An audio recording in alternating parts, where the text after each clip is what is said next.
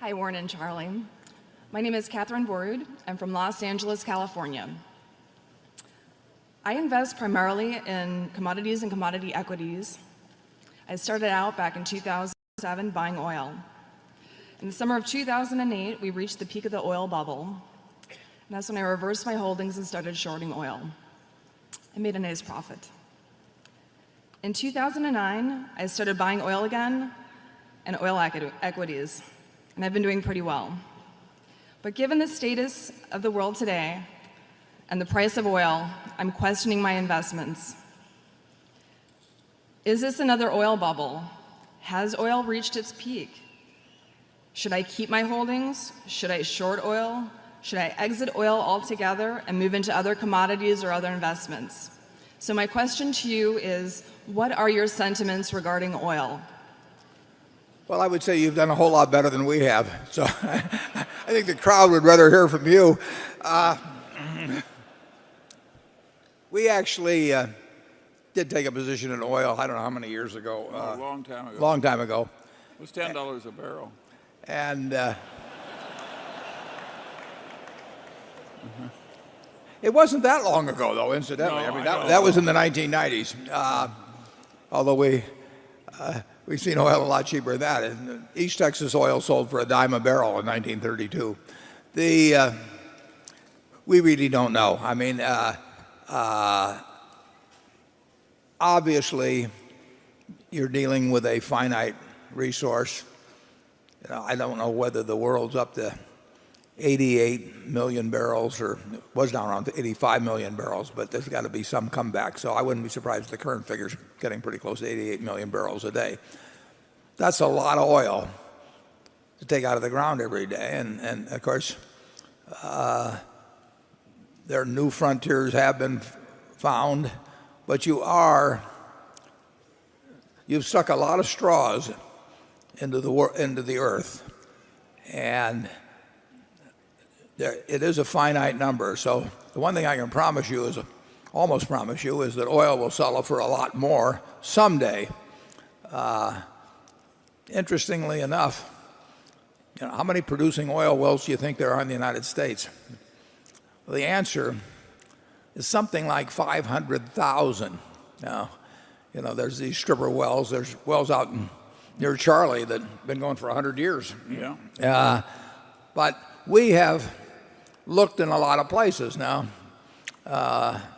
And what's happening, of course, from the standpoint of the United States companies, is that the smaller countries where oil is being found now are quite a bit smarter about how they grant their concessions than people were 50 or 75 or 100 years ago, so that they drive much more intelligent deals than was originally the case when we went exploring around the world. But I have no idea. We traditionally, BNSF had hedged a certain amount of oil, and because they obviously use huge quantities of diesel, and I suggested to them, although how they run the BNSF is up to them, but I really didn't think we could guess the price of oil. And I thought if we could guess the price of oil, we didn't need to run the railroad. I mean, took a lot of effort, time to run that railroad. And if we knew how to make money just sitting in a room trading oil, why not do that instead? So we don't hedge. Well, in terms of Berkshire's parent company policies, we don't hedge anything in the way of commodities. Some of our subsidiaries do, and that's fine. They're responsible for their businesses. But there are very, very few commodities that I've ever thought I would know the direction of their movement in the next 6 months or a year. The one thing I'm quite convinced of, as we talked about this morning, is the fact the dollar will become less valuable over time, so that the dollar price of most things will go up, and maybe go up very substantially. Whether they go up enough so that you have the same amount of purchasing power after you pay tax on your nominal gains is another question.